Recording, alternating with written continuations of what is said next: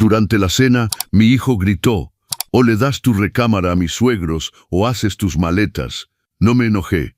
Compré la casa de enfrente y le saludé desde la ventana de mi despacho. Me llamo Roberto, tengo 65 años y vivo, o mejor dicho, vivía en Guadalajara, en una casa que construí ladrillo por ladrillo durante 35 años de trabajo como contador público.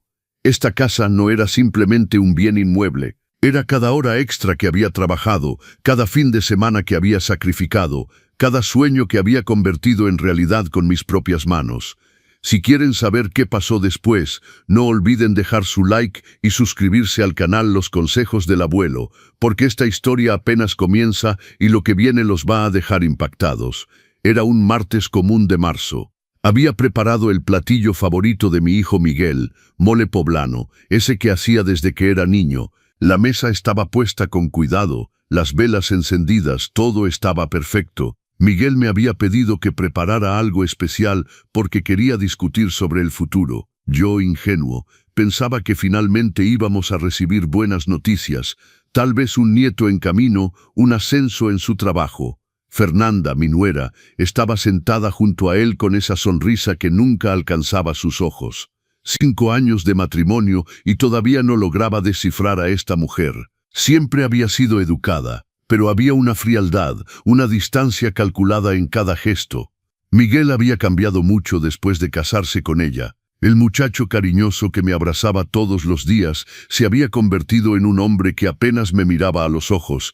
«Papá, tenemos que hablar», comenzó Miguel limpiándose la boca con su servilleta. Su tono era formal, casi corporativo, como si estuviera en una junta de negocios y no en la mesa del comedor de su propia casa, la casa donde había crecido. «Por supuesto, mijo, dime», respondí, sintiendo una extraña opresión en el pecho. Esa clase de intuición paterna que nunca se equivoca. Los papás de Fernanda se van a mudar a Guadalajara. Su departamento en la Ciudad de México se vendió y necesitan un lugar donde quedarse. Sonreí aliviado. «Ah, muy bien. ¿Van a rentar algo en la colonia entonces?» Fernanda soltó una risa corta, de esas que cortan el aire. Miguel miró su plato antes de continuar. «En realidad, papá, pensamos que podrían quedarse aquí, en tu suite». El tenedor casi se me cae de la mano. «En mi suite. Es temporal, papá. Solo mientras se instalan», dijo Miguel rápidamente, como si eso minimizara la situación. «¿Y dónde voy a dormir yo?», pregunté, todavía tratando de comprender lo absurdo de esta conversación. Fue entonces cuando pasó. Sin filtro, sin delicadeza, sin el menor vestigio del hijo que había criado. «Puedes quedarte en el cuartito del fondo, es chico, pero sirve. O si prefieres», se detuvo, miró a Fernanda, quien asintió como dándole permiso. «O haces tus maletas y buscas otro lugar». Conocen ese momento cuando el piso desaparece bajo tus pies. Cuando te das cuenta de que todo en lo que has creído durante años era una ilusión. Era exactamente eso. El silencio que se instaló en el comedor fue ensordecedor. Miraba a mi hijo, este hombre de 35 años sentado frente a mí, y no lo reconocía. «Miguel, me estás pidiendo que deje mi propia casa». Mi voz estaba calmada, demasiado calmada, incluso para mí. «No es exactamente eso, papá. Es que necesitamos el espacio». «¿Y yo estorbo?», terminé la frase por él. Fernanda habló finalmente, con esa voz suave y venenosa. «Roberto, no lo tome personal. Es solo una cuestión práctica. Mis papás están envejeciendo, necesitan una recámara cómoda, y usted es más adaptable». «Adaptable». Esa palabra resonó en mi cabeza como una bofetada.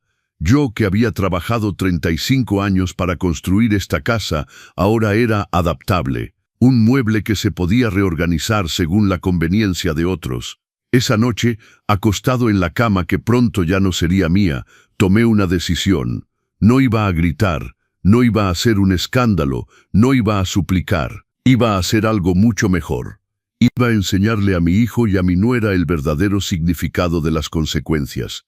Los días siguientes fueron un borrón de humillación disfrazada de normalidad. Miguel y Fernanda actuaban como si nada anormal estuviera pasando, como si pedirle al patriarca de la familia que se mudara a un cuarto de servicio o simplemente que se fuera era lo más natural del mundo. Yo seguía haciendo todo lo que siempre había hecho, cocinar, limpiar, ocuparme de la casa, pero algo había cambiado en mí.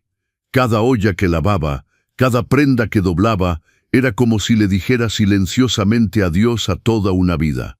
¿Conocen el sonido de un corazón que se rompe en silencio? No es dramático como en las películas, es solo un vacío, una frialdad que se instala lentamente, transformándote en alguien que nunca pensaste que llegarías a ser. Una mañana, 3 días después de esa cena fatídica, estaba tomando mi café cuando escuché a Fernanda al teléfono en la sala.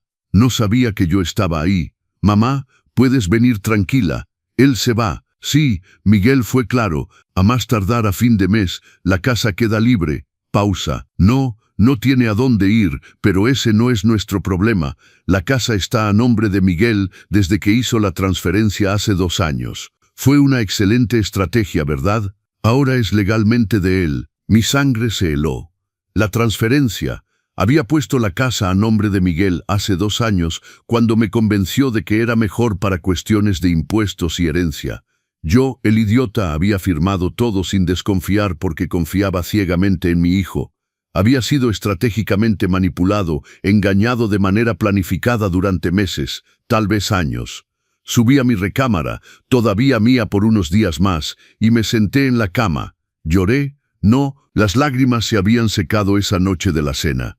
Lo que sentí fue diferente, una claridad absoluta, una determinación fría y calculada. Tomé mi laptop y comencé a hacer lo que mejor sé hacer: calcular, planificar, ejecutar. Soy contador público desde hace 40 años.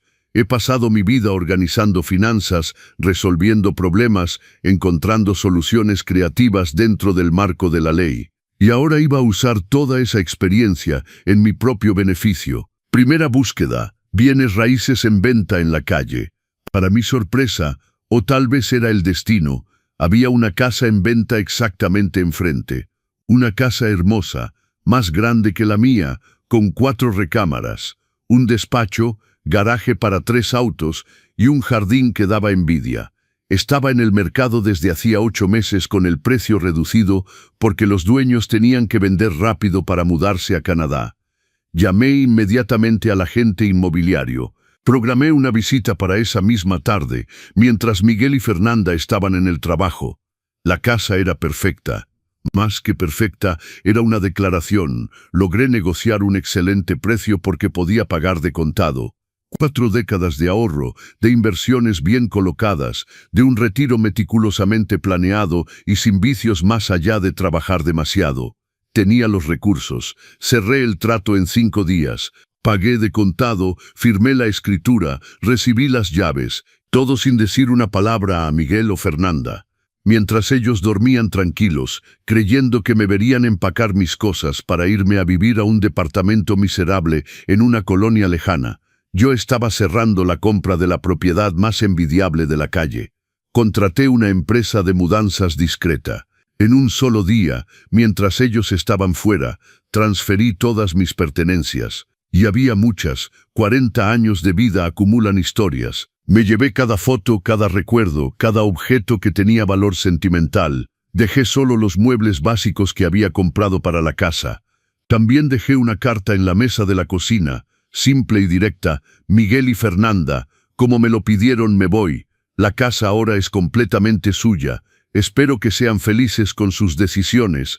Roberto. Sin acusaciones, sin drama, solo hechos, pero el verdadero mensaje aún estaba por venir. Al día siguiente, un viernes soleado, estaba en la ventana de mi nuevo despacho, espacioso, luminoso, con una vista privilegiada hacia la casa que una vez fue mía. Cuando vi a Miguel llegar del trabajo, se estacionó, levantó la vista y me vio. Le hice una seña calmada, educada, con una sonrisa serena en el rostro. Su expresión no tenía precio. Miguel se quedó paralizado en medio de la banqueta, su portafolio en una mano y las llaves de su carro en la otra. Sus ojos saltaban entre la casa donde vivía y la ventana de mi nuevo despacho. Seguí saludándolo como si fuera el vecino más amable del mundo. Vi a Fernanda bajar de su auto unos minutos después. Miguel todavía estaba de pie en el mismo lugar, mirándome con una expresión que mezclaba shock, confusión y algo que no lograba identificar desde la distancia.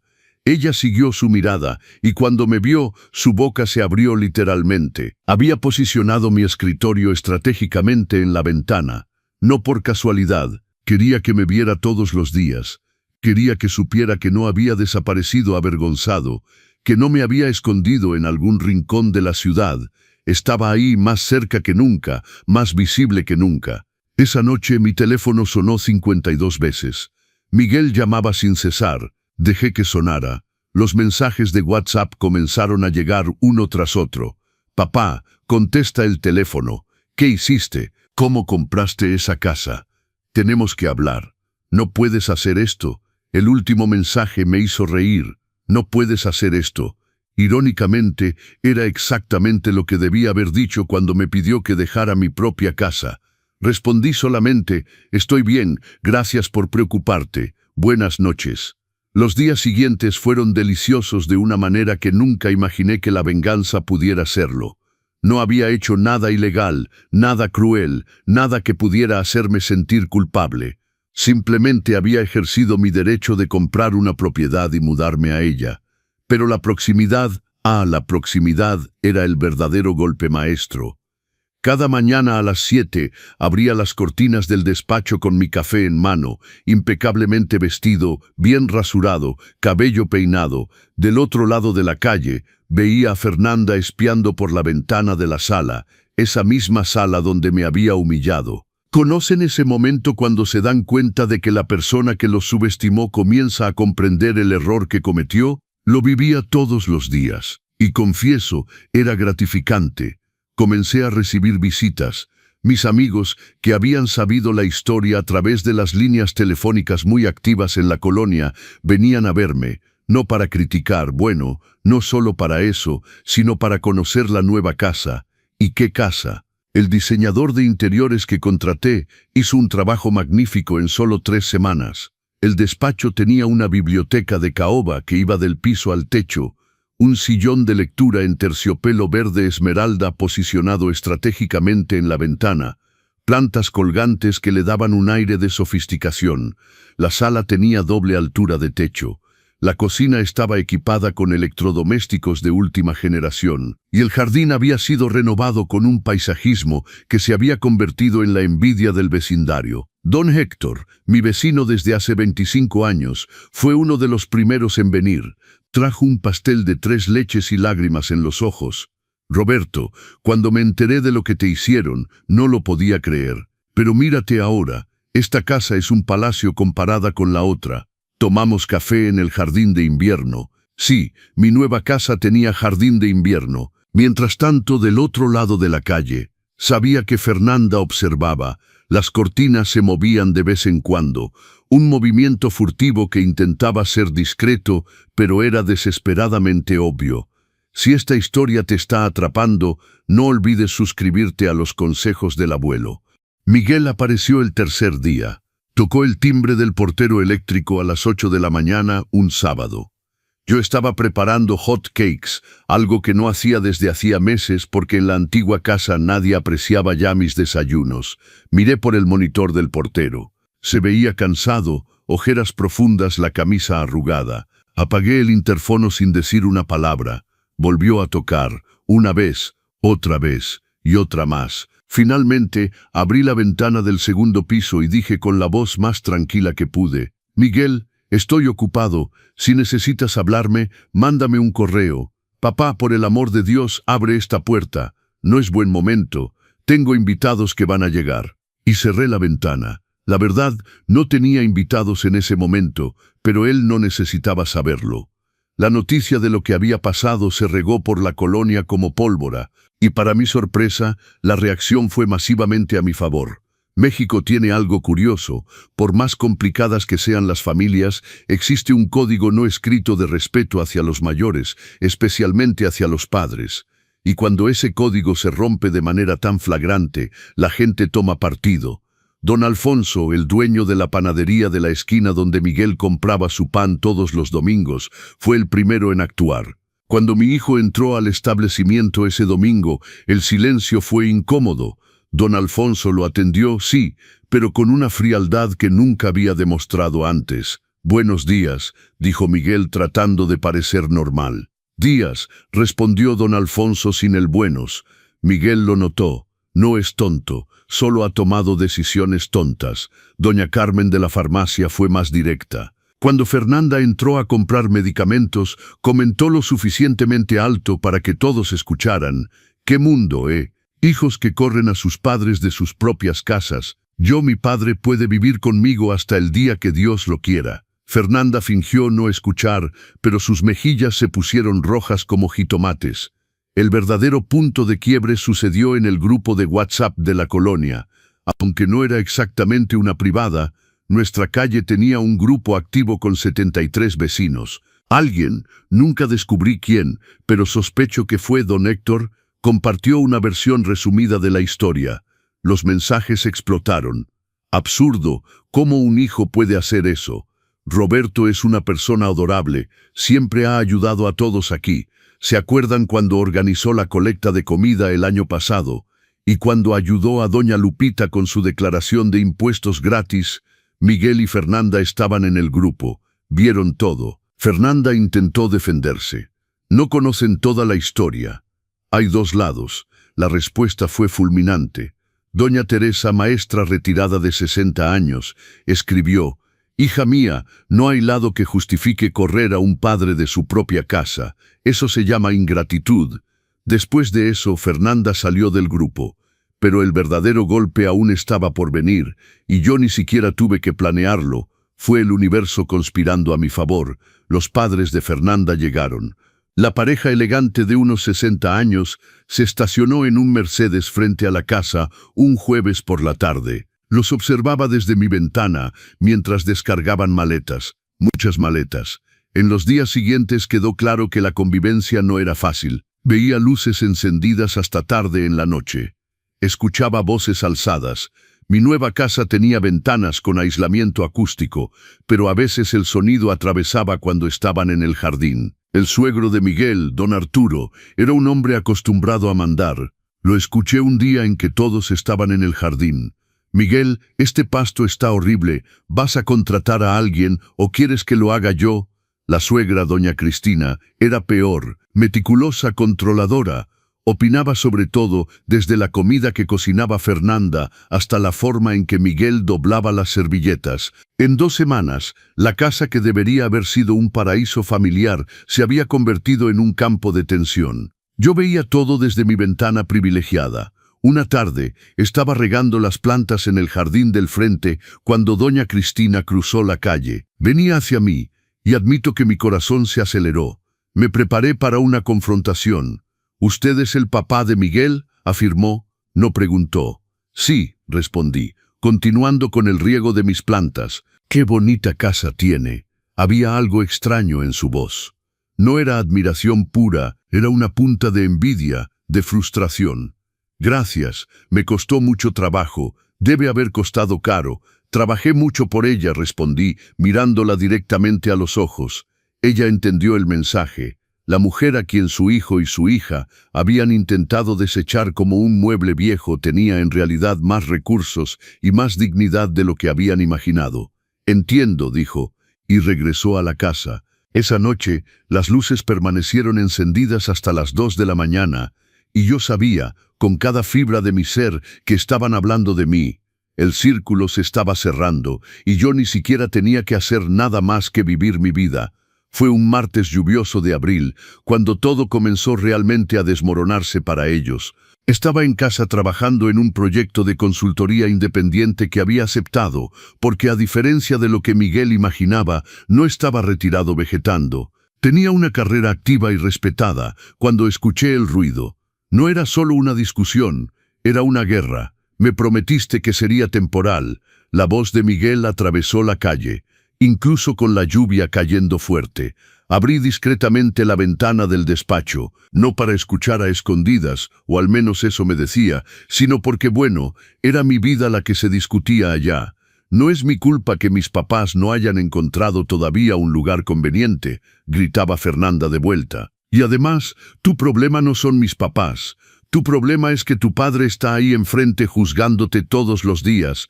Él no está juzgando a nadie, está viviendo su vida. Vivir nos está provocando esa casa absurda, las visitas constantes, el carro nuevo que compró la semana pasada.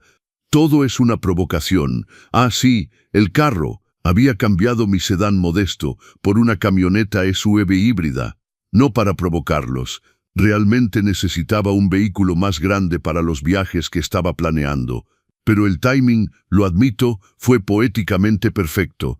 Fernanda, estás paranoica. Mi papá tiene derecho a gastar su dinero como quiera. Su dinero, me dijiste que apenas tenía ahorros. Me dijiste que era dependiente, que le estábamos haciendo un favor dejándolo quedarse aquí. Silencio, un silencio tan pesado que pude sentirlo desde aquí. Yo no sabía que tuviera tanto, no sabías o me mentiste. Más silencio, y luego la voz de Miguel baja derrotada. Pensé que no tendría opciones, que nos necesitaría. Subestimaste a tu propio padre, Miguel. Y ahora estamos pagando el precio. Mis papás están allá adentro en la recámara quejándose todos los días. Todo el vecindario nos odia, y tu papá está ahí en la casa de sus sueños, viviendo mejor que nosotros. No es la casa de sus sueños, es solo una casa. Despierta, Miguel. Esa casa tiene 5 recámaras. Tiene una suite principal más grande que nuestra sala. Tiene alberca techada y climatizada. Es todo lo que siempre quisimos y que no podíamos pagar. La moneda cayó lentamente, dolorosamente, pero cayó. En los días siguientes, observé cómo cambiaba la dinámica de la casa. Miguel salía temprano y regresaba tarde, claramente evitando estar en casa. Fernanda tenía una expresión perpetuamente agria. Sus padres circulaban por la casa como fantasmas incómodos, dándose cuenta de que no eran tan bienvenidos como habían imaginado. Una semana después, Miguel apareció en mi puerta otra vez. Esta vez no tocó frenéticamente el intercomunicador, solo tocó una vez y esperó. Bajé, preparado, y abrí la puerta. Estaba diferente, más viejo de alguna manera, como si hubiera envejecido varios años en solo unas semanas. «Puedes pasar», dije abriendo la puerta. Entró y se detuvo en el recibidor, mirando a su alrededor. Sus ojos recorrieron la doble altura del techo, la escalera de mármol, el candelabro de cristal que me había regalado a mí mismo. «La casa es hermosa, papá. Gracias. No sabía que tuvieras recursos así. Nunca preguntaste», respondí sirviendo té en la sala. «Durante 35 años, nunca preguntaste cómo era mi situación financiera, mis inversiones, mis proyectos. Simplemente asumiste que era un viejo dependiente que debería estar agradecido de tener un techo». Se encogió en el sillón. «Cometí un error, repetí la palabra saboreando su peso. «No fue solo un error, Miguel, fue una serie de decisiones. Decidiste creer que yo era una carga. Decidiste tratarme como desechable. Decidiste poner la comodidad de personas que apenas conoces por encima del padre que te crió solo. Lo sé».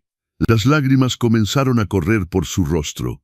«Lo sé todo eso ahora y no sé cómo repararlo». Tomé un sorbo de mi té, observando a este hombre que una vez fue mi bebé, mi niñito, mi mundo entero. «Tal vez algunas cosas no se pueden reparar, Miguel. Tal vez solo se pueden aprender». Pero la lección trajo consecuencias que ni siquiera había previsto. La situación en la casa de Miguel y Fernanda se deterioró de una manera casi cinematográfica. Comenzó cuando el aire acondicionado se descompuso. En una ciudad donde el calor puede ser implacable en verano, pasar días sin aire acondicionado no es solo incómodo, es insoportable. Vi a los técnicos llegar, analizar y partir moviendo la cabeza. Por los fragmentos de conversación que capté, el sistema tenía que ser completamente reemplazado. 240,000 pesos. Miguel no los tenía. Lo sabía porque conozco a mi hijo. Siempre ha vivido al límite de su tarjeta de crédito, siempre gastando más de lo que debía, tratando de mantener las apariencias. Del otro lado de la calle, Mi casa tenía aire acondicionado central recién instalado. Mantenía las ventanas abiertas a propósito, dejando ver qué tan cómoda era mi vida. Doña Cristina fue la primera en quebrarse. La vi cuando salió de la casa con 3 maletas, su esposo detrás de ella. Subieron a un Uber y se fueron. No regresaron esa noche, ni la siguiente. Cuando don Héctor me contó el chisme, tenía una fuente que trabajaba en el hotel donde se habían instalado. No pude evitar sonreír. Los suegros de Miguel habían huido a un hotel 5 estrellas, declarando que no podían vivir más en esas condiciones. Fernanda estaba furiosa. La vi discutir por teléfono en el jardín, gesticulando violentamente. No pueden simplemente irse y dejarme así. La ironía no pasó desapercibida para mí. ¿Cuántas veces había querido decir exactamente eso a Miguel? No pedí ser expulsado de mi propia casa. Pero el verdadero colapso sucedió un viernes en la noche. Yo estaba recibiendo a mis amigos para una cena. Sí, me había convertido en el anfitrión más popular de la colonia, y admito que me encantaba. Preparé un risotto de hongos, una ensalada César y un tiramisú que quedó perfecto. Eran casi las 10 de la noche cuando escuché el timbre. Me disculpé con mis amigos y fui a responder. Era Fernanda. Estaba diferente. El cabello desordenado, el maquillaje corrido, los ojos rojos de tanto llorar. Nada de esa mujer impecable que había conocido hace 6 años. Roberto, necesito hablar con usted. Mis amigos, curiosos, estiraron el cuello desde la sala. Salí al porche y cerré la puerta. Te escucho. Yo lo arruiné todo. Las palabras salieron en un torrente desesperado. Mis papás están en un hotel que cuesta 12,000 pesos la noche y se niegan a irse. Miguel trabaja 14 horas al día para pagar las cuentas. Apenas nos hablamos, y todo es mi culpa. No dije nada, simplemente esperé. Fui yo quien lo convenció. Fui yo quien dijo que usted estaba demasiado cómodo, que tenía la suite principal y que mis padres merecían ese espacio. Fui yo quien plantó esa idea en su cabeza poco a poco durante meses. Sollozó. Pensé que se iba a quedar callado en el cuartito del fondo. Pensé que iba a aceptar. ¿Por qué? Porque los padres siempre aceptan. Todos lo dicen. No, respondí calmadamente. Los padres aceptan muchas cosas, pero no deberían aceptar la falta de respeto. Lo sé ahora. Se limpió el rostro con el dorso de la mano. Un gesto tan vulnerable que casi sentí lástima. Casi. El matrimonio se está acabando. Miguel apenas me mira. Me defiende a usted ahora en todas las discusiones. Dice que destruí su relación con su padre. Y lo hiciste. Lo sé, gritó. Luego bajó la voz al darse cuenta de dónde estaba. Lo sé, y no sé cómo arreglar esto. Cómo arreglar nada. Suspiré, mirando a esta mujer rota frente a mí. ¿Sabes cuál es la verdad sobre la venganza, Fernanda? Es dulce al principio, satisfactoria en el medio, pero al final es solo vacía. Si esta historia te está impactando, suscríbete a los consejos del abuelo para no perdértela. Lo que viene te va a sorprender aún más. Fernanda, no puedo arreglar tu matrimonio, no puedo resolver tus problemas con tus padres, no puedo deshacer las decisiones que tomaron, pero puede perdonar. Esa pregunta me tomó desprevenido. ¿Perdón? Repetí la palabra sintiendo su peso. El perdón no es algo que se da gratuitamente, Fernanda. No es una curita que pega todo como si nada hubiera pasado. Lo sé, pero déjame terminar. Mi voz era firme, pero no cruel. Ustedes me enseñaron una lección valiosa. Me enseñaron que había pasado tanto tiempo siendo padre, siendo la persona que se sacrifica, que había olvidado ser Roberto. El hombre que construyó una carrera, que tiene su propio valor, que merece respeto, y nosotros le quitamos eso. No, ustedes lo intentaron, pero al final me hicieron un regalo. Señalé mi casa detrás de mí. Me liberaron de vivir en una casa donde no era apreciado. Me dieron la motivación de construir algo mejor. Fernanda asintió, las lágrimas corriendo libremente. Ahora Miguel quiere hablar con usted. Todos los días. Quiere, pero tiene miedo.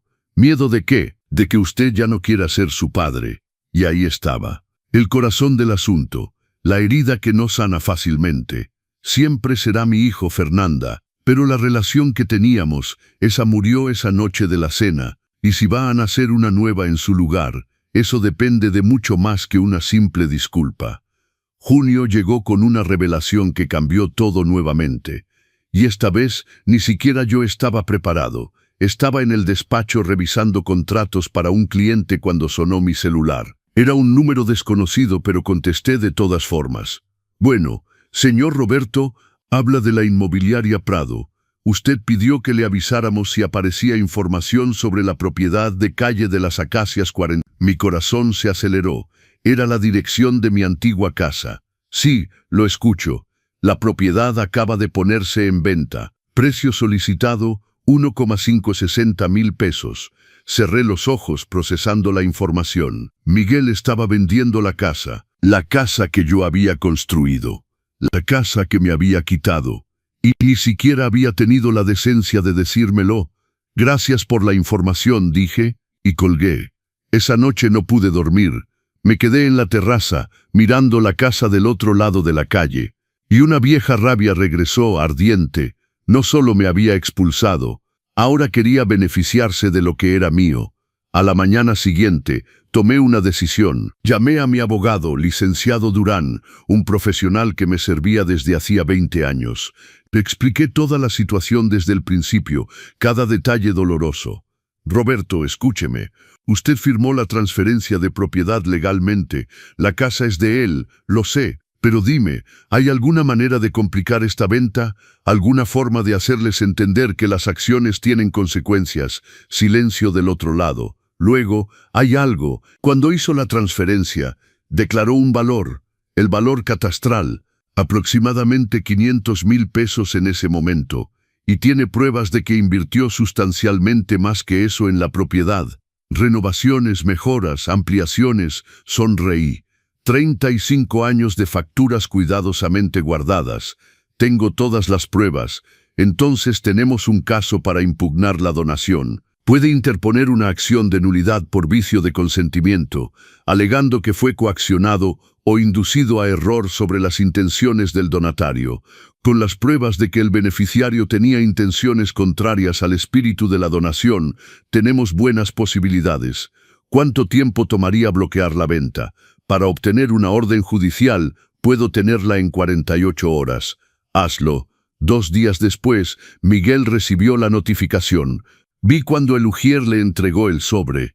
Vi cuando lo abrió, lo leyó y su rostro perdió todo color. 15 minutos después, estaba en mi puerta. Esta vez lo dejé entrar. ¿Estás impugnando la donación? Sostenía los papeles con mano temblorosa. ¿Estás bloqueando la venta? Sí, papá, necesito ese dinero. Su voz se quebró. Estoy ahogado en deudas. El hotel de los papás de Fernanda ya pasó los 200,000 pesos. El aire acondicionado, el carro que se descompuso, las tarjetas de crédito. Necesito vender esa casa. Y yo necesitaba un techo sobre mi cabeza. Respondí calmadamente. Pero eso no contó para ti. Esto es venganza. Estás haciendo esto por venganza. Miguel, la venganza fue comprar la casa de enfrente. Esto es justicia. Me levanté, tomé una carpeta que estaba sobre la mesa. ¿Sabes cuánto invertí en esa casa durante 35 años? 1,60,000 pesos. Renovaciones, ampliaciones, acabados de primera calidad. Todo documentado, todo con factura. Abrí la carpeta frente a él. Cientos de documentos organizados cronológicamente. ¿Quieres vender en 1,560,000 pesos una casa que vale fácilmente 2,400,000 pesos y que yo construí con mi sudor? Y ni siquiera pensaste en darme la oportunidad de recomprarla. No sabía que quisieras. No preguntaste. Por primera vez en meses alcé la voz. Igual que no preguntaste si tenía a dónde ir. No preguntaste si estaba bien. No preguntaste nada. Solo decidiste por mí. Miguel se derrumbó en el sillón, la cabeza entre las manos. ¿Qué quieres de mí? Quiero que entiendas algo muy simple. No puedes tratar a las personas como desechables y esperar que se queden calladas. No puedes tomar decisiones que destruyen vidas y salir ileso. Entonces vas a destruir mi vida ahora, ¿es eso? Me senté junto a él. No, mijo. Voy a enseñarte una lección que debí haberte enseñado cuando eras niño. La dignidad tiene un precio, y ese precio no se negocia. Tomé otro documento de la carpeta. Voy a retirar la demanda. Puedes vender la casa. Su rostro se iluminó de esperanza, pero con una condición. La esperanza vaciló. Vas a pagarme mensualmente durante los próximos 10 años la diferencia entre lo que declaraste en la donación y el valor real que invertí. Sin intereses, sin corrección inflacionaria, solo el valor justo de lo que es mío, pero esos son casi 1.460.000 pesos, exactamente. Dividido en 120 meses, son 12,166 pesos mensuales. Con la venta de la casa tendrás capital para empezar. El resto trabajas por ello como yo trabajé. Y si me niego, entonces la demanda continúa. La casa queda bloqueada y descubres qué es vivir sin opciones, como querías que yo lo descubriera. Me miró largamente, y vi cuando la moneda cayó completamente, cuando entendió que no estaba tratando con el padre sumiso que pensaba conocer. Acepto, murmuró. 3 meses pasaron desde ese día. El contrato fue firmado, la casa fue vendida, y Miguel y Fernanda se mudaron a un departamento más pequeño, más modesto en otra colonia. Los padres de Fernanda regresaron a la Ciudad de México, esta vez a un departamento rentado, con la relación visiblemente deteriorada. Hoy es un sábado de septiembre, y estoy en el jardín de mi casa cuando suena el timbre. Para mi sorpresa, es Miguel, pero no viene solo. Trae un pastel casero envuelto con cuidado. Lo hice yo, dice casi con vergüenza. Me acordé de la receta que me enseñaste cuando tenía 12 años. Lo invito a pasar. Preparamos café y nos sentamos en la terraza trasera, donde el sol de la tarde crea patrones dorados sobre las plantas. El primer pago se depositará el lunes, me informa. Conseguí un trabajo extra los fines de semana. No era por el dinero, Miguel. Eso lo sabes, ¿verdad? Lo sé, muerde su labio emocionado. Era para hacerme entender el valor de las cosas, el valor de las personas. Tu valor. Nos quedamos en silencio un momento, bebiendo café, comiendo ese pastel que está lejos de ser perfecto, pero que tiene algo que ninguna pastelería podría reproducir.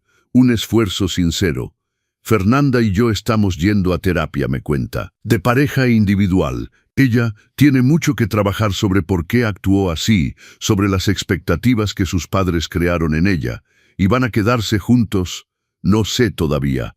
Pero estamos intentando de verdad esta vez.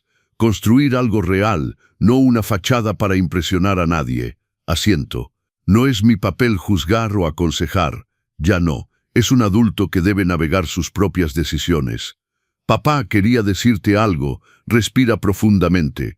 Todo el vecindario ha hablado de ti. De cómo no te derrumbaste. No te hiciste la víctima. No fuiste a mendigar ayuda. Simplemente te levantaste más fuerte que antes. ¿Y qué aprendiste de eso? Que nunca te conocí realmente. Pasé 35 años pensando que sabía quién eras, pero solo conocía el papel que jugabas, mi papá. Nunca vi a Roberto, el hombre que construyó una carrera brillante, que invirtió inteligentemente, que tenía sueños más allá de ser padre. Lágrimas llenan mis ojos, pero no las dejo caer. ¿Sabes qué es lo más triste de todo esto, mijo? Yo también había olvidado a Roberto. Me había perdido tanto en el papel de padre, de cuidador, de proveedor, que había olvidado que era una persona completa. Y ahora me acuerdo todos los días. Sonrío, señalando a mi alrededor. Esta casa no es solo una casa, es un monumento a mi propio valor. Es la prueba de que puedo, de que soy capaz, de que importo. Miguel se limpia las lágrimas del rostro. ¿Podrás perdonarme algún día? Ya te perdoné, mijo. Perdonar no significa olvidar o volver a lo que era antes. Significa soltar el peso del rencor para poder avanzar ligero. Y significa darte la oportunidad de crecer con tus propias consecuencias. Voy a pasar los próximos 10 años pagando por esto. No, lo corrijo.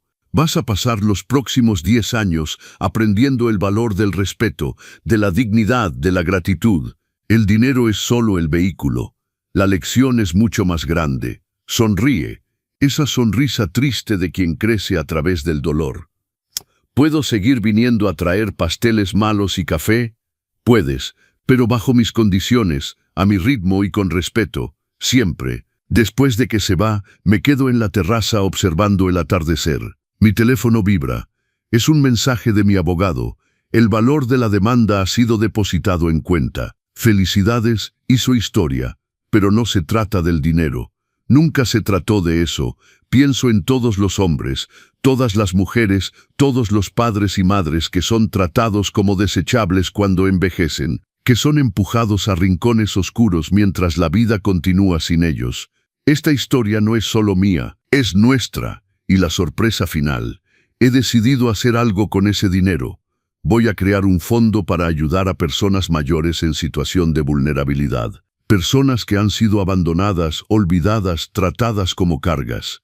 El fondo se llamará La dignidad no se negocia, porque al final no fue la venganza lo que me salvó, fue recordar mi propio valor.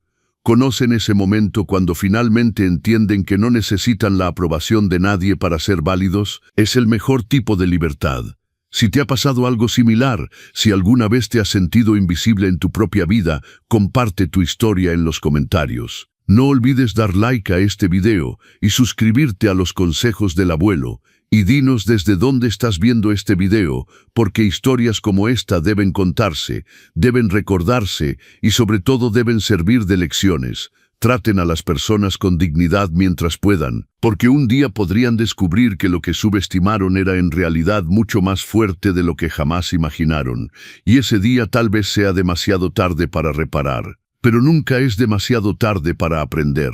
Pero la historia no termina ahí, mis queridos amigos de los consejos del abuelo, porque la vida tiene una forma curiosa de seguir enseñándonos lecciones, incluso cuando pensamos que ya aprendimos todo. Unas semanas después de esa conversación con Miguel, recibí una llamada inesperada. Era doña Cristina, la mamá de Fernanda. «Señor Roberto», dijo con una voz que no reconocí inmediatamente. Sonaba humilde. «Sé que no tengo ningún derecho de pedirle esto, pero podría encontrarse conmigo para tomar un café, a solas». Mi primera reacción fue negarme. ¿Por qué pasaría tiempo con la mujer que había alentado a su hija a tratarme de manera tan abominable? Pero algo en su voz, una vulnerabilidad que nunca había escuchado antes, me hizo aceptar. Nos encontramos en una cafetería del centro, lejos de nuestra colonia. Ella llegó con 15 minutos de anticipación, lo cual me sorprendió. Cuando me senté, noté que había envejecido. Las arrugas alrededor de sus ojos parecían más profundas, sus hombros ligeramente caídos. «Gracias por venir», dijo simplemente. «La escucho. Quiero disculparme». Tomó una respiración profunda, no solo por lo que Fernanda y Miguel le hicieron, sino por mi papel en todo esto. Crié a mi hija enseñándole que las apariencias eran más importantes que los valores, que el estatus social valía más que las relaciones humanas. Me quedé en silencio dejándola continuar. Cuando regresamos a la Ciudad de México, mi esposo y yo comenzamos una terapia de pareja. Después de 40 años de matrimonio, descubrimos que ni siquiera nos conocíamos realmente. Habíamos construido toda nuestra vida sobre apariencias, sobre lo que los demás pensarían. Se detuvo para tomar un sorbo de café, sus manos temblando ligeramente. «Mi hija está siguiendo el mismo camino destructivo que yo seguí, y ver lo que usted hizo, cómo se defendió con dignidad, cómo enseñó una verdadera lección sin violencia ni crueldad, me abrió los ojos». «Doña Cristina», dije suavemente, «no puedo reparar su relación con su hija ni su matrimonio. Esos son caminos que ustedes deben recorrer, lo sé, pero quería que supiera que su ejemplo ha creado ondas mucho más allá de lo que imagina». Comencé a hacer voluntariado en una casa de retiro en la Ciudad de México. He visto a tantas personas mayores abandonadas por sus familias, tratadas como cargas, y cada vez que las veo, pienso en usted y en la dignidad con la que reaccionó. Esta conversación me tocó de una manera que no había anticipado. A veces nuestras acciones tienen repercusiones que nunca vemos, tocando vidas de formas inesperadas. Los meses continuaron pasando y mi fondo «La dignidad no se negocia» comenzó a tomar forma. Trabajé con abogados, trabajadores sociales y organizaciones caritativas para crear un programa integral. El fondo no solo ofrecía ayuda financiera a personas mayores en dificultades, sino también apoyo legal para aquellos que eran víctimas de abuso o negligencia por parte de sus familias. La primera persona a quien ayudamos fue don Ramiro, un hombre de 74 años cuya hija había tomado el control de sus cuentas bancarias y lo había puesto en una casa de retiro de mala calidad para ahorrar dinero. Con la ayuda de nuestros abogados, recuperamos su autonomía financiera y lo colocamos en un establecimiento digno. Cuando lo visité después de su reinstalación, lloró mientras me estrechaba la mano. Me devolvió mi dignidad, dijo. Miguel continuaba sus visitas mensuales, siempre con algo que había cocinado él mismo. Sus pasteles mejoraban progresivamente, un símbolo tangible de su propio crecimiento. Un día llegó con noticias que me sorprendieron. Papá, Fernanda y yo decidimos separarnos. No parecía ni triste ni aliviado, solo en paz. Nos dimos cuenta de que nos casamos por las razones equivocadas, para satisfacer a nuestros padres, para tener el matrimonio perfecto en Instagram, pero no porque realmente nos amáramos o nos entendiéramos.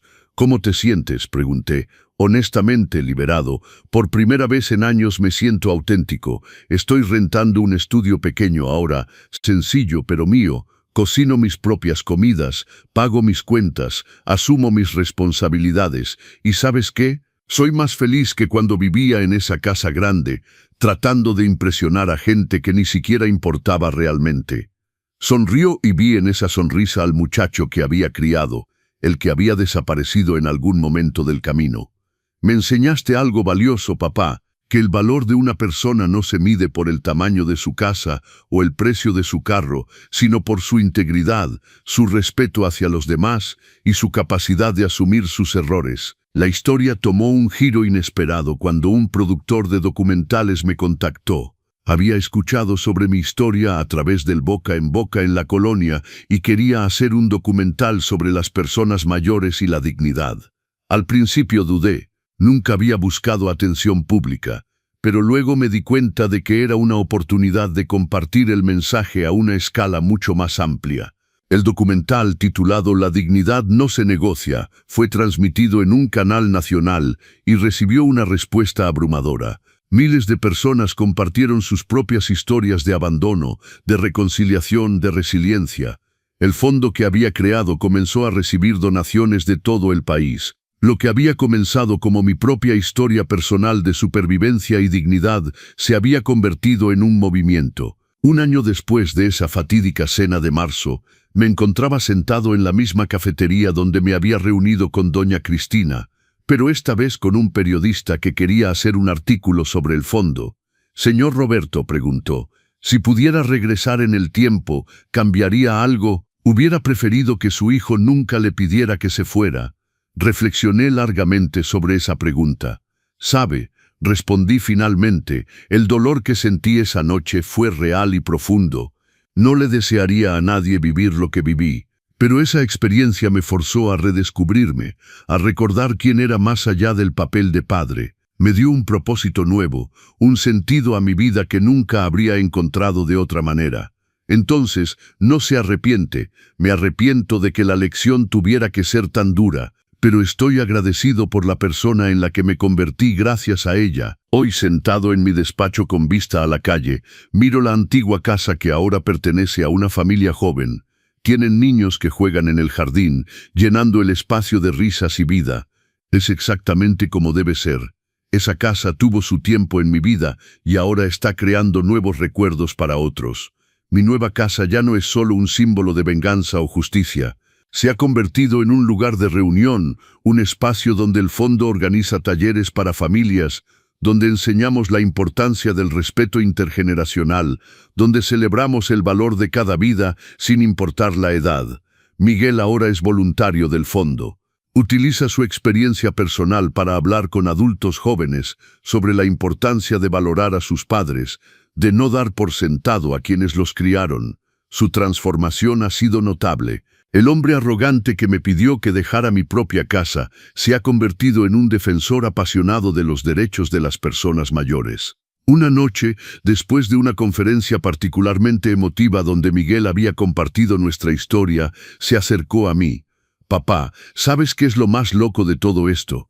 Que pasé tantos años tratando de ser alguien importante, alguien impresionante, y ahora la cosa más importante que he hecho jamás es admitir mis errores e intentar repararlos». Puse mi mano sobre su hombro. Esa es la verdadera grandeza, mijo. No es el tamaño de tu casa o de tu cuenta bancaria. Es tu capacidad de crecer, de cambiar, de volverte mejor. Los pagos mensuales continúan como acordamos, pero se han convertido en más que una simple transacción financiera. Cada mes, cuando Miguel hace la transferencia, me envía un mensaje. A veces es solo un simple hecho. Otras veces es una reflexión sobre lo que aprendió ese mes, sobre cómo creció. Estos mensajes se han vuelto preciosos para mí, un diario de su transformación.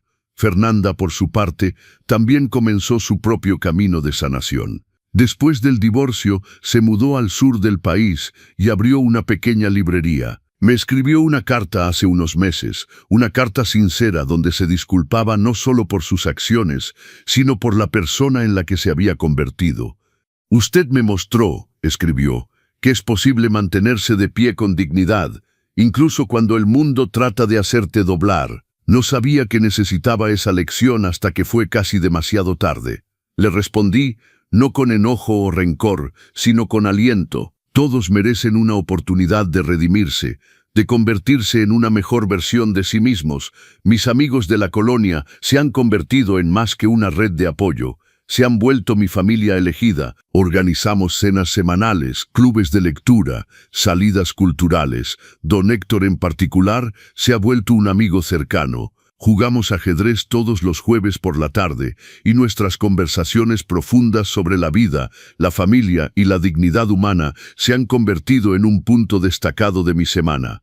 El fondo La Dignidad No Se Negocia ahora ha ayudado a más de 200 personas mayores en todo México. Tenemos voluntarios en 15 ciudades diferentes y estamos creciendo cada mes. Pero más allá de los números, son las historias individuales las que más me tocan. Doña Esperanza, que recuperó su casa después de que su hijo la vendiera fraudulentamente. Don Arturo, que reconectó con sus nietos después de años de separación impuesta. Cada historia es un recordatorio de que la dignidad es un derecho humano fundamental, no un privilegio que hay que ganar. Al terminar esta parte de la historia, quiero que entiendan algo importante. Esta historia no es una celebración de la venganza, es una celebración de la resiliencia, de la dignidad personal y del poder de defenderse con gracia. Si eres una persona mayor que se siente invisible, descuidada o maltratada, debes saber esto: tienes valor. Tu vida importa. Tus años de experiencia, de sacrificio y de amor no pueden ser borrados por la ingratitud de otros.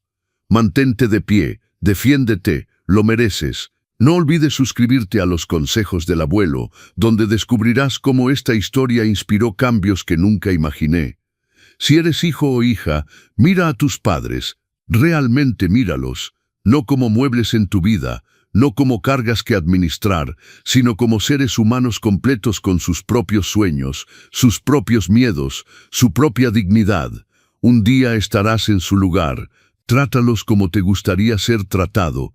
Y para todos los que están viendo desde cualquier parte de México y el mundo, recuerden, la dignidad no se negocia, no se regatea, no se gana. Es inherente a cada ser humano desde el nacimiento hasta la muerte.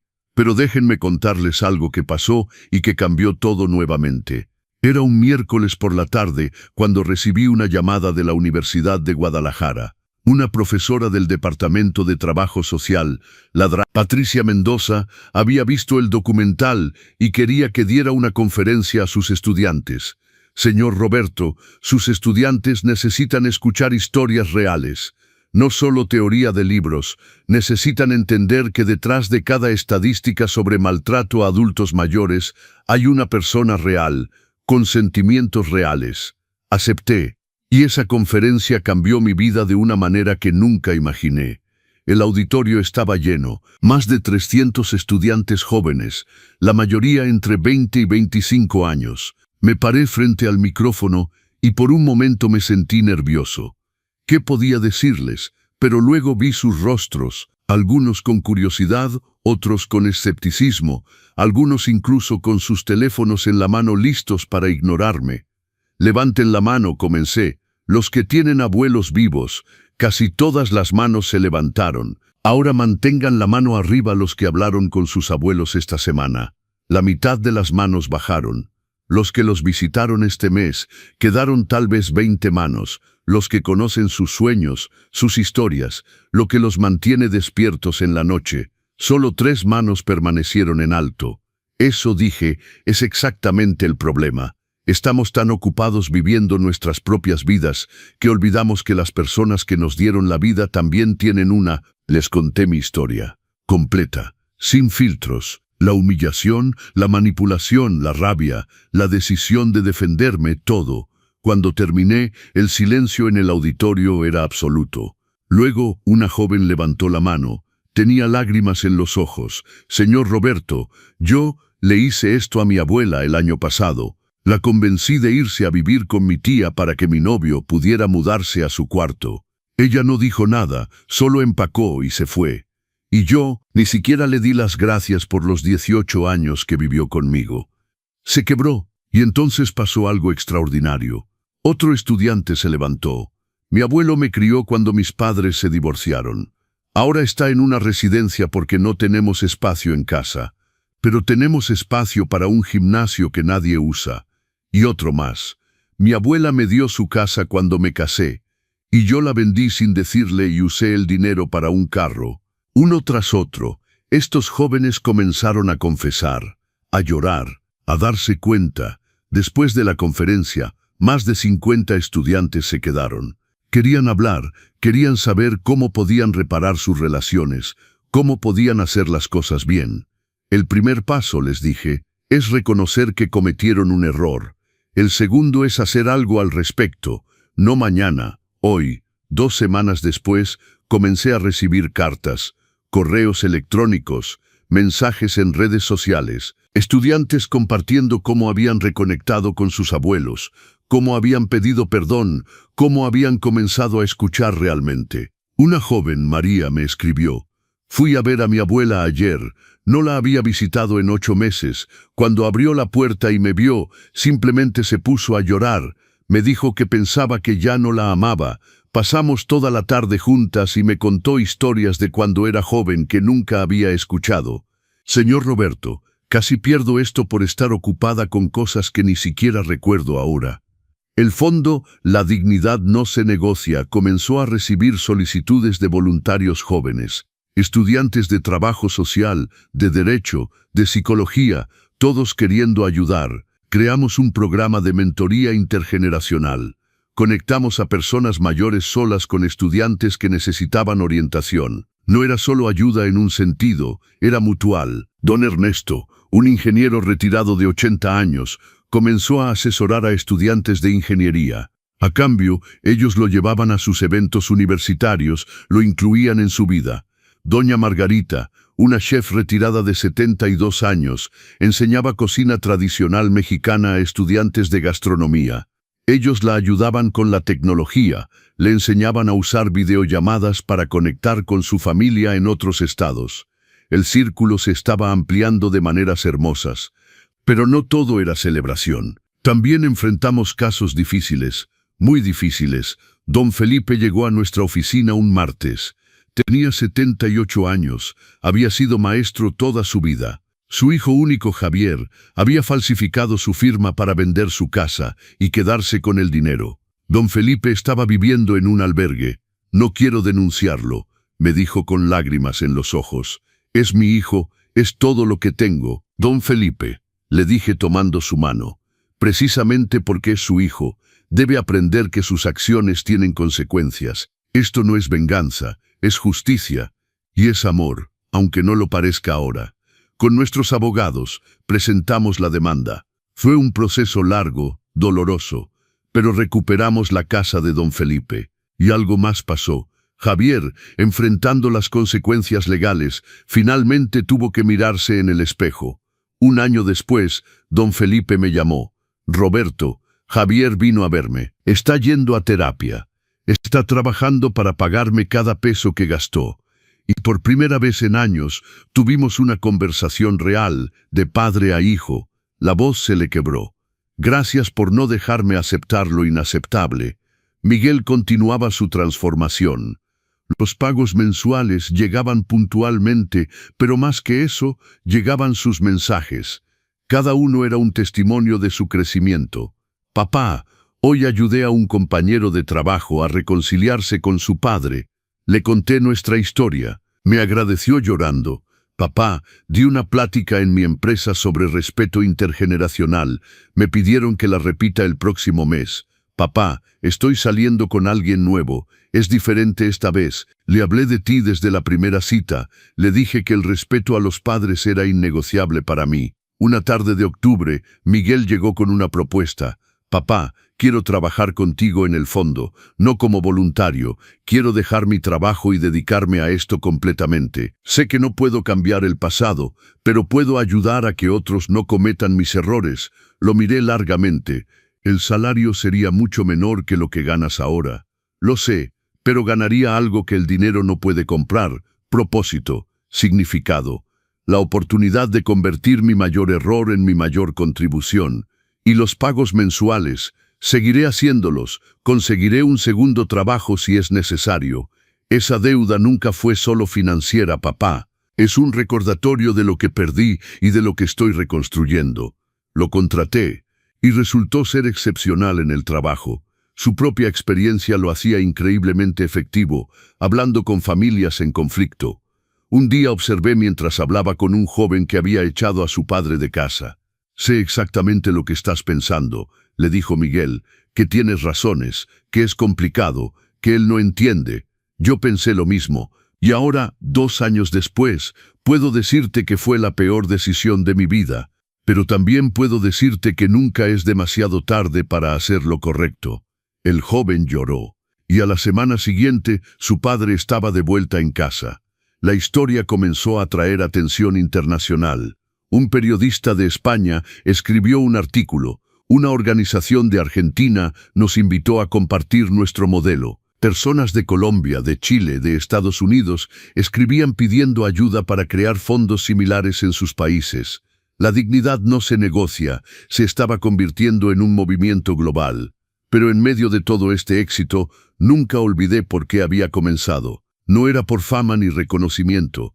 Era por cada Roberto, cada don Felipe, cada abuela solitaria que necesitaba recordar su valor. Una noche, sentado en mi terraza, mirando las estrellas, mi teléfono sonó. Era un número con lada de Ciudad de México. «Señor Roberto». «Habla Fernanda». Mi corazón dio un salto. No habíamos hablado desde aquella noche en mi puerta hacía más de 1 año. «Fernanda, ¿cómo estás?» «Estoy mejor. En terapia.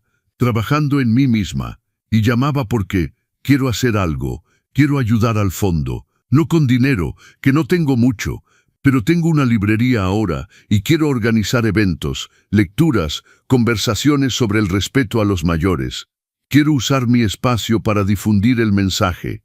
¿Por qué, Fernanda? Silencio. Luego, porque cada día cargo con lo que le hice. Y mientras no puedo cambiar el pasado, puedo intentar que otros no hagan lo mismo. Es lo mínimo que puedo hacer. Acepto tu ayuda, le dije. Y Fernanda, esto que estás haciendo, buscar redimirte, eso también requiere dignidad. Tu propia dignidad. Escuché un sollozo del otro lado. Gracias por decir eso. Hoy, 1 año y medio después de esa cena que cambió todo, el movimiento sigue creciendo. Pero las historias que más me importan son las pequeñas, las personales, como don Héctor, mi vecino, que finalmente se reconcilió con su hijo después de 10 años sin hablarse, inspirado por nuestra historia. Como doña Carmen de la farmacia, que ahora organiza talleres gratuitos sobre cuidado de adultos mayores. Como los 53 negocios de nuestra colonia que pusieron un letrero en sus ventanas. Aquí respetamos a nuestros mayores. La dignidad no se negocia. No olvides darle like y suscribirte a los consejos del abuelo. Pequeñas victorias que se suman en algo mucho más grande que yo mismo. Pero la vida, como siempre, tenía más lecciones que enseñarme. Era un domingo por la mañana cuando llegó un sobre certificado a mi casa. El remitente era un bufete de abogados de Monterrey. Con manos temblorosas lo abrí.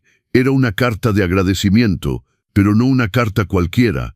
Estimado señor Roberto, mi nombre es Lucía Hernández. Hace 6 meses mi esposo Carlos vio su documental. Él tiene 68 años y nuestros 3 hijos adultos habían comenzado a presionarlo para que vendiera la casa familiar y repartiera el dinero entre ellos. Carlos estaba a punto de hacerlo, sintiendo que era una carga, que no merecía mantener tanto espacio solo para él y para mí. Después de ver su historia, algo cambió en él. Se sentó con nuestros hijos y les dijo que no, que la casa era suya, que la había ganado con 40 años de trabajo y que si ellos necesitaban dinero, tendrían que trabajar por él como él lo hizo. Señor Roberto, nuestros hijos se enojaron al principio. Dejaron de visitarnos durante 3 meses. Fue doloroso, pero entonces, uno por uno, comenzaron a regresar, no pidiendo dinero, sino pidiendo perdón, diciendo que habían estado equivocados. Ayer celebramos el cumpleaños número 40 de nuestro hijo mayor. Vino con sus hijos y les contó la historia de cómo su abuelo le enseñó sobre dignidad y respeto. Mi esposo lloró de felicidad. Usted salvó nuestra familia, señor Roberto. Y ni siquiera lo conocemos. Adjunto un donativo para su fondo. No es mucho, pero es hecho con todo nuestro corazón. Gracias por recordarnos que el respeto no es opcional. El cheque era por 50,000 pesos. Pero más que el dinero, esa carta me hizo darme cuenta de algo. Esta historia ya no era solo mía. Era de Carlos en Monterrey, de don Felipe en Guadalajara, de cada persona mayor que había decidido que su dignidad valía más que la comodidad de otros. Las semanas siguientes trajeron más cartas, más historias, más victorias pequeñas que se convertían en grandes cambios. Un hombre de Oaxaca escribió que después de ver el documental, confrontó a su hermana que había convencido a su madre de firmar un poder notarial y había vaciado sus cuentas bancarias. Con ayuda legal, recuperaron el dinero. Una mujer de Puebla contó que había abandonado a su padre en una residencia de mala calidad y después de escuchar mi historia en la radio, lo había traído de vuelta a casa. Ahora cocino para él como él cocinó para mí durante 25 años y he descubierto que tenerlo en casa no es una carga, es un regalo que casi pierdo. El fondo también comenzó a recibir un tipo diferente de llamadas. Personas mayores que no habían sido maltratadas, pero que querían ayudar a otros que sí lo habían sido.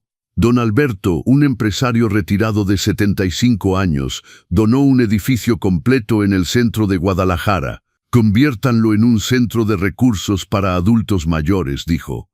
Asesoría legal, apoyo psicológico, talleres, lo que necesiten.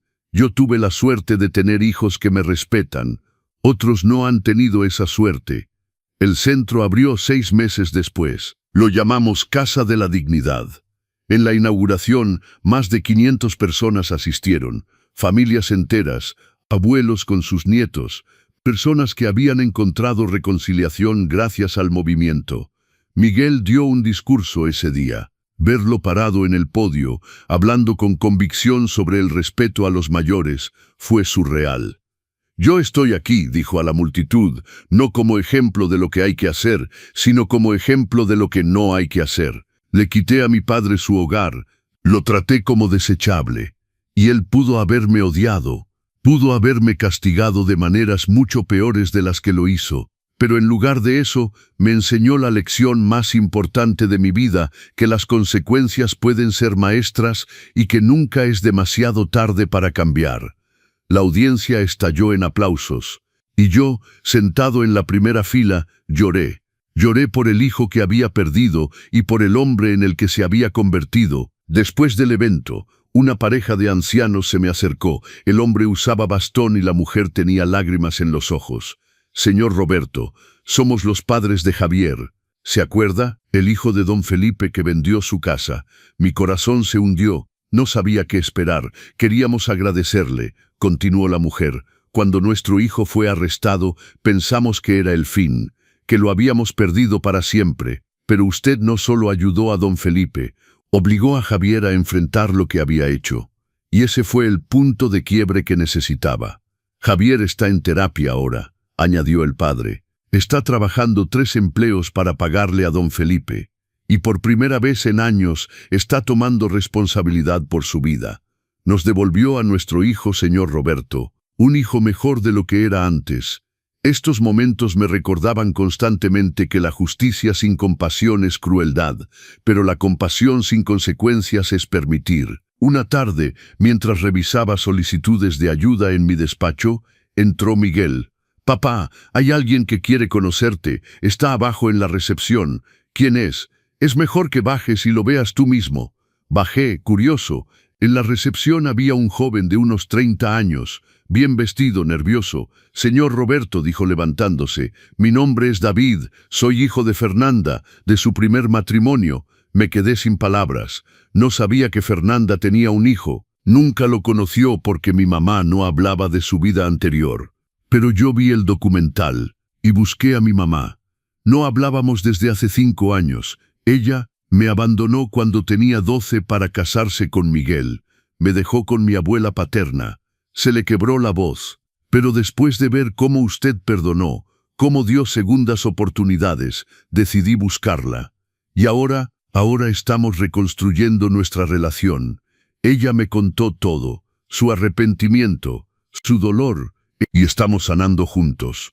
Vine a agradecerle. Usted me devolvió a mi madre, y ella me dijo que si alguna vez tengo la oportunidad, debo ayudar al fondo de cualquier manera que pueda. Soy abogado. Ofrezco mis servicios gratis para el fondo. Es lo menos que puedo hacer. Esa noche llamé a Fernanda. No me dijiste que tenías un hijo. Silencio. Luego, fue mi secreto más oscuro, Roberto. Lo abandoné buscando una vida perfecta con Miguel, y en el proceso perdí todo lo que importaba. David vino a verme hace 2 meses. No sé si alguna vez me perdonará completamente, pero está intentando, y eso es más de lo que merezco. Fernanda, todos merecemos la oportunidad de hacer las cosas bien. Todos. Usted sigue enseñándome, incluso ahora. El movimiento continuó creciendo. Abrimos 3 centros más en diferentes ciudades. Capacitamos a más de 100 voluntarios. Ayudamos a más de 400 familias. Pero los números nunca contaban la historia completa. Las historias reales estaban en los ojos de don Ramiro cuando recuperó su autonomía, en la sonrisa de doña Esperanza cuando volvió a su casa, en las lágrimas de Miguel cada vez que ayudaba a una familia a reconciliarse. Una noche, don Héctor y yo estábamos jugando ajedrez en mi terraza. «Roberto», dijo moviendo su caballo, «¿alguna vez te arrepientes de haber comprado esta casa, de haber tomado ese camino?» Miré la casa de enfrente. La familia joven que vivía ahí ahora tenía las luces encendidas. Podía ver a los niños corriendo, escuchar sus risas. «No, Héctor, esta casa me salvó». Pero más que eso, me recordó quién era yo antes de olvidarme en el papel de padre. «Jaque mate», dijo con una sonrisa. Reí. «Siempre me ganas. Es porque tú piensas 3 movimientos adelante. Yo pienso 5. Esa era la diferencia. Y también era la lección. A veces necesitamos pensar más allá del movimiento inmediato. Ver las consecuencias a largo plazo de nuestras acciones. Si esta historia te ha tocado el corazón, suscríbete a los consejos del abuelo. 2 años después de aquella cena que cambió mi vida, recibí una invitación que nunca esperé. Era del Senado de la República. Querían que testificara sobre la necesidad de leyes más fuertes para proteger a los adultos mayores del abuso familiar y financiero. Señor Roberto Márquez leyó la carta oficial. Su testimonio y el trabajo de su fundación, La Dignidad No Se Negocia, han inspirado una propuesta de ley que protegería a personas mayores de 60 años de la explotación financiera y el desalojo forzado por parte de familiares. Su presencia en la audiencia del Senado sería invaluable. Miguel estaba conmigo cuando abrí la carta. «Papá, esto es increíble. Tu historia va a cambiar las leyes del país. No es mi historia, mijo. Es nuestra historia. Y es la historia de miles de personas que no tuvieron voz hasta ahora». El día de la audiencia, el salón del Senado estaba lleno. Cámaras de televisión, periodistas, senadores, y en las gradas del público, decenas de personas mayores que habían viajado desde diferentes estados para estar presentes. Cuando me tocó hablar, mi voz temblaba al principio, pero luego vi sus rostros. Don Felipe estaba ahí, doña Esperanza, Carlos de Monterrey con su esposa, y en primera fila Miguel, con lágrimas en los ojos antes de que yo dijera una palabra. «Honorables senadores», comencé, «no vengo aquí como víctima, vengo como sobreviviente. y vengo representando a cientos de miles de adultos mayores en México que enfrentan el abuso más doloroso de todos, el abuso de aquellos que se supone deberían amarlos. Les conté mi historia, pero también conté la de don Felipe, la de doña Esperanza, la de cada persona que el fondo había ayudado. La ley actual, continué, trata estas situaciones como disputas familiares privadas. Pero cuando un hijo explota financieramente a su padre, cuando lo desaloja de su propia casa, cuando lo abandona en condiciones indignas, eso no es una disputa familiar. Es abuso, es un crimen y debe ser tratado como tal. El silencio en el salón era absoluto. No pido venganza, pido justicia, pido protecciones legales que permitan a las personas mayores defender su dignidad sin temor a represalias. Pido que el sistema legal reconozca que la edad no nos hace desechables, nos hace valiosos. Cuando terminé, la ovación fue ensordecedora. Varios senadores se acercaron después para estrechar mi mano, prometiendo su apoyo a la ley. 6 meses después, la Ley de Protección Integral para Adultos Mayores fue aprobada. No era perfecta, pero era un comienzo. Establecía penas más severas para el abuso financiero de adultos mayores, protecciones contra desalojos forzados por familiares y creaba un fondo federal para asistencia legal gratuita. El día que se firmó la ley, recibí cientos de mensajes, pero uno me llegó especialmente al corazón. Era de Tomás, un nombre que no reconocía al principio. Luego leí, «Señor Roberto, no me conoce, soy francés y vivo en Lyon. Hace un año estuve a punto de hacer exactamente lo que su hijo le hizo a usted. Vi su documental traducido al francés y cambió todo. Mi padre todavía vive en su casa, y yo aprendí a ser mejor hijo antes de que fuera demasiado tarde. Gracias por compartir su dolor para salvar a familias como la mía». La historia había cruzado océanos, idiomas, culturas, porque el respeto, la dignidad, el amor filial, esos son universales. Miguel completó su primer año trabajando en el fondo. El día de su aniversario, me llamó a su oficina. «Papá, quiero mostrarte algo». Abrió una carpeta. Dentro había fotos, cartas, mensajes de las 127 familias que él personalmente había ayudado a reconciliar ese año. Cada una de estas familias, dijo con voz emocionada, es una segunda oportunidad que yo no tuve que ganarme. Son recordatorios vivientes de tu perdón, de tu gracia. Miguel, tú te ganaste tu segunda oportunidad. Cada día la ganas con tu trabajo, con tu dedicación. El último pago es en 3 meses, dijo. 10 años habrán pasado, lo sé, y quiero que sepas que cuando ese último pago se haga, no voy a dejar de intentar compensarte, porque algunos errores toman toda una vida reparar, y estoy en paz con eso. Lo abracé, un abrazo largo, de esos que dicen todo lo que las palabras no pueden. Una semana después, algo inesperado sucedió. Fernanda apareció en Guadalajara. No sola. Trajo a David, su hijo. «Roberto», dijo en mi puerta, «David y yo queremos hacer algo. Hemos estado hablando y queremos abrir un centro de la dignidad no se negocia en la Ciudad de México. David donará su tiempo como abogado. Yo donaré el espacio de mi librería para eventos y recaudación de fondos. Y queremos hacerlo en tu nombre». «¿Por qué, Fernanda?» David habló, «Porque usted le devolvió mi madre y ella me devolvió a mí una familia. La forma en que perdonó, la forma en que enseñó sin destruir, eso me mostró cómo quiero vivir mi vida». Acepté. Y 3 meses después, el Centro de Ciudad de México abrió. En la inauguración, Fernanda dio un discurso que me hizo llorar. «Yo fui la villana en esta historia», dijo sin vergüenza frente a cientos de personas. «Fui yo quien manipuló, quien plantó las semillas de la traición.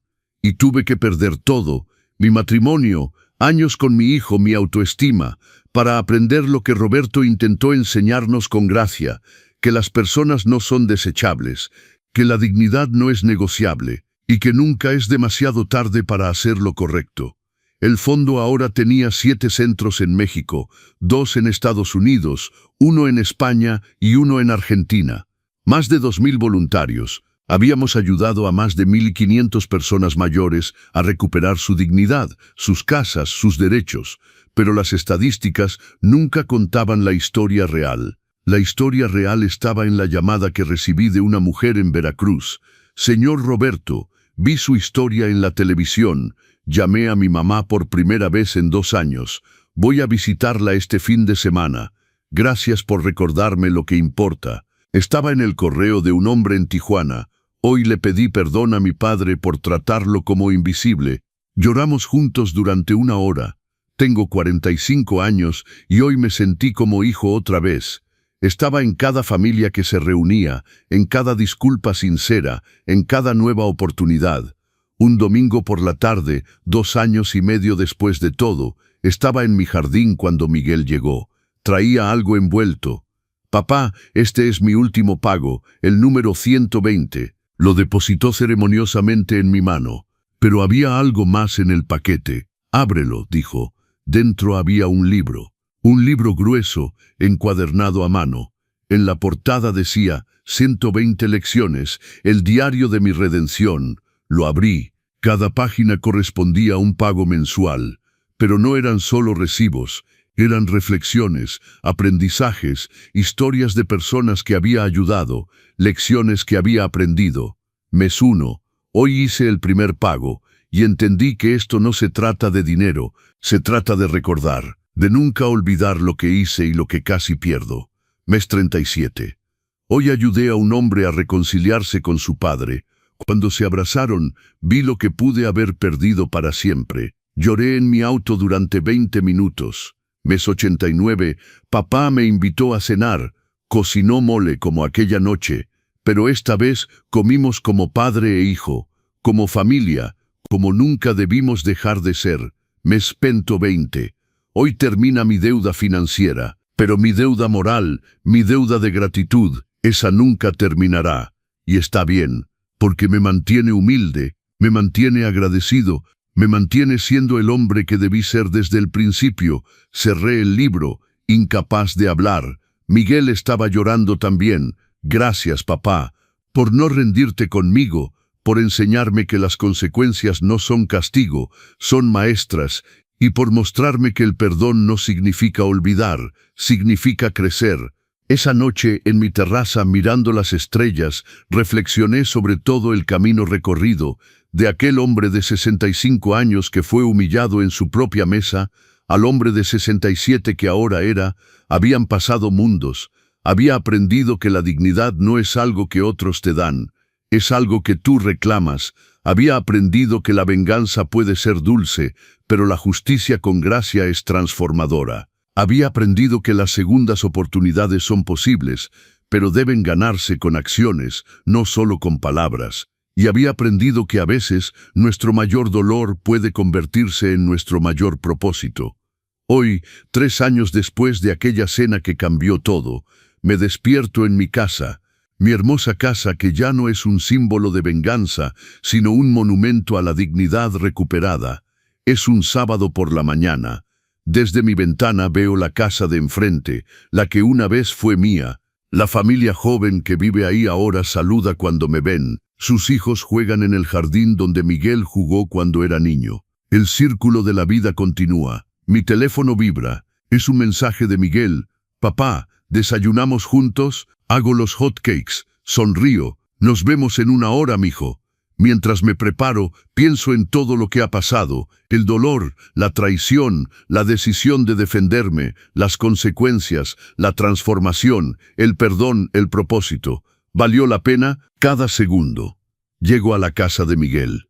Es un departamento pequeño pero acogedor. En las paredes hay fotos, fotos de nosotros, de su trabajo en el fondo, de las familias que ha ayudado.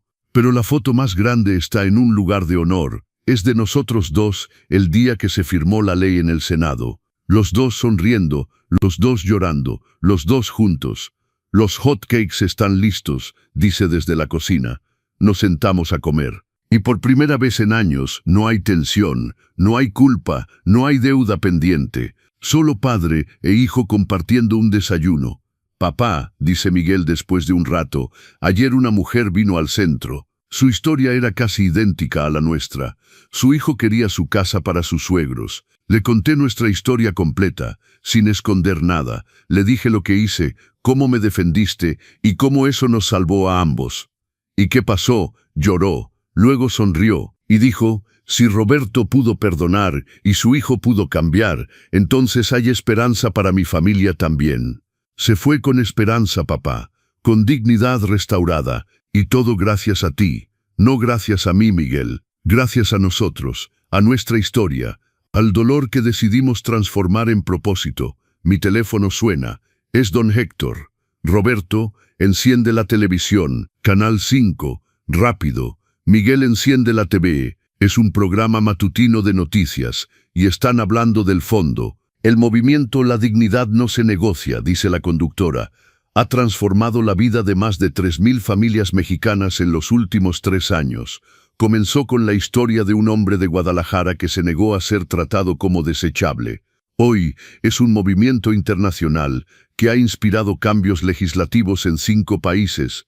Muestran imágenes de los centros, de las familias reunidas, de personas mayores sonriendo. Pero más allá de los números, continúa la conductora, este movimiento nos recuerda algo fundamental, que la dignidad no tiene edad, que el respeto no es opcional y que nunca es demasiado tarde para hacer lo correcto. Miguel apaga la televisión, nos miramos y nos echamos a reír. Esa risa liberadora que viene cuando te das cuenta de que algo que comenzó en dolor se convirtió en bendición para miles. Esa tarde hay un evento especial en Casa de la Dignidad. Es el 3er aniversario del fondo. Más de 800 personas asisten. Cuando llego, la ovación es inmediata, pero yo levanto la mano pidiendo silencio. Este movimiento, digo al micrófono, nunca fue sobre mí, fue sobre cada abuelo olvidado, cada abuela abandonada, cada padre o madre tratado como invisible, fue sobre dignidad.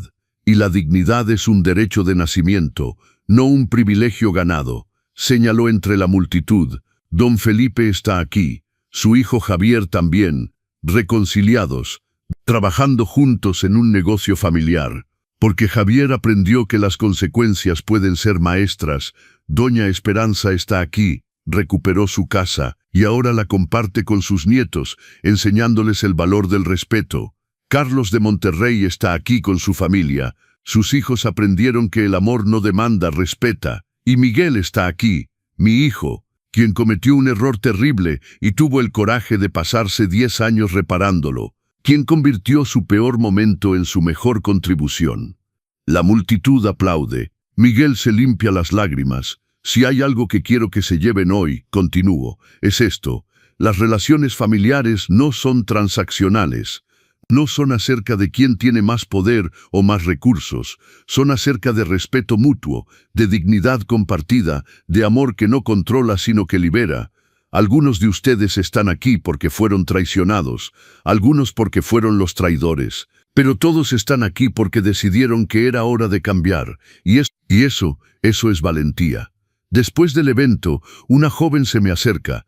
Tiene unos 20 años. Señor Roberto, yo no tengo una historia de abuso que contar. Mis abuelos murieron antes de que yo pudiera conocerlos bien, pero ver lo que usted hizo, ver cómo transformó dolor en propósito, me inspiró a cambiar mi carrera. Quiero dedicar mi vida a asegurar que los adultos mayores sean tratados con la dignidad que merecen. Le sonrío.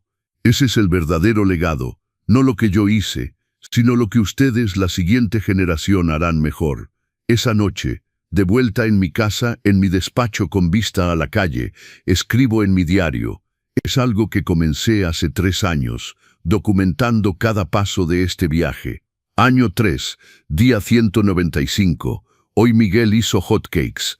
No estaban perfectos, pero estaban hechos con amor. Y me di cuenta de que eso es lo que siempre importó. No la perfección. El esfuerzo, el intento sincero de hacer mejor. He aprendido que la venganza puede darte satisfacción momentánea, pero el propósito te da significado eterno. Comprar esta casa fue venganza, crear el fondo fue propósito, y el propósito siempre gana. He aprendido que el perdón no es debilidad, es la fuerza más poderosa del universo. Pero el perdón sin consecuencias no es amor, es permisividad. Miguel necesitaba ambos, mi perdón y las consecuencias de sus acciones. Y esa combinación lo transformó.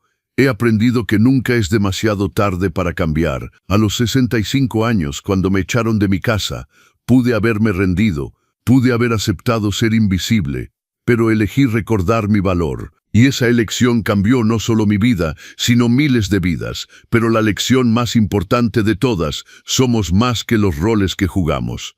Fui padre, sí, pero también soy Roberto, un hombre con sueños, con dignidad, con valor inherente. Y olvidar eso casi me destruye. Recordarlo me salvó. Cierro el diario, miro por la ventana, la calle está tranquila, las luces de las casas se encienden una por una, mi teléfono vibra, es un mensaje del grupo de WhatsApp de la colonia. Alguien compartió un artículo, el hombre que enseñó a México sobre dignidad. Los mensajes llegan rápido. Roberto, eres nuestro orgullo. Gracias por recordarnos cómo tratar a nuestros mayores. Mi papá vive conmigo ahora gracias a tu ejemplo. Leo cada mensaje. Cada uno es un recordatorio de que nuestras acciones tienen ondas que viajan más lejos de lo que podemos ver. A la mañana siguiente, domingo, hay un toque en mi puerta. Es una familia completa, padres jóvenes con 2 niños pequeños y un hombre mayor. Señor Roberto, dice el padre joven, este es mi papá. Hace 6 meses estábamos a punto de ponerlo en una residencia porque no teníamos espacio. Luego vimos su documental, reorganizamos nuestra casa. Papá vive con nosotros ahora, y estos niños, señala a los pequeños, están aprendiendo sus historias, sus canciones, su sabiduría. Vinimos a agradecerle. Nos salvó de un error que habría perseguido a nuestra familia para siempre. El abuelo se adelanta, me da un abrazo. Gracias por recordarle a mi hijo que yo todavía importo. Mientras se van, me quedo en la puerta. El sol de la mañana ilumina la calle, y me doy cuenta, esto es lo que significa victoria verdadera. No es la casa grande, no es el dinero recuperado, no es la ley aprobada. Es esto, familias enteras cambiando, generaciones aprendiendo, dignidad siendo restaurada, una persona a la vez. Queridos amigos de los consejos del abuelo, hemos llegado al final de esta historia, pero en realidad no es un final, es un comienzo. Si eres una persona mayor que enfrenta falta de respeto, abandono o abuso, tu historia no ha terminado. Tu dignidad no se negocia. Defiéndete, busca ayuda, nunca es demasiado tarde para reclamar tu valor. Si eres hijo o hija, mira a tus padres, realmente míralos. No como cargas, sino como personas completas que te dieron la vida. Trátalos con la dignidad que merecen, porque un día tú estarás en su lugar. Y si cometiste un error, si traicionaste la confianza, si lastimaste a quien te amó, no es demasiado tarde para cambiar. Pero el cambio requiere más que palabras, requiere acción, requiere consecuencias aceptadas, requiere humildad y requiere tiempo. La dignidad no se negocia. No se vende, no se regatea, es el derecho fundamental de cada ser humano de ser tratado con respeto, sin importar su edad, su situación económica o su dependencia de otros. 3 años después de aquella cena, puedo decir con certeza, lo mejor que hice no fue comprar la casa de enfrente, fue negarme a aceptar lo inaceptable, fue recordar quién soy, fue defender mi dignidad, y al hacerlo, le di permiso a miles de personas de hacer lo mismo. Si esta historia te tocó el corazón, déjame un like, suscríbete al canal. Pero más importante, actúa, llama a tus padres, visita a tus abuelos, pide perdón si lo necesitas, defiéndete si debes hacerlo. Porque la vida es corta, y los momentos que importan son los que pasamos con quienes amamos, tratándonos mutuamente con la dignidad que todos merecemos. Gracias por acompañarme en este viaje. Desde mi casa en Guadalajara, con vista a donde todo comenzó, les recuerdo, la dignidad no se negocia. Nunca lo olviden. Hasta la próxima historia, amigos. Y que Dios los bendiga.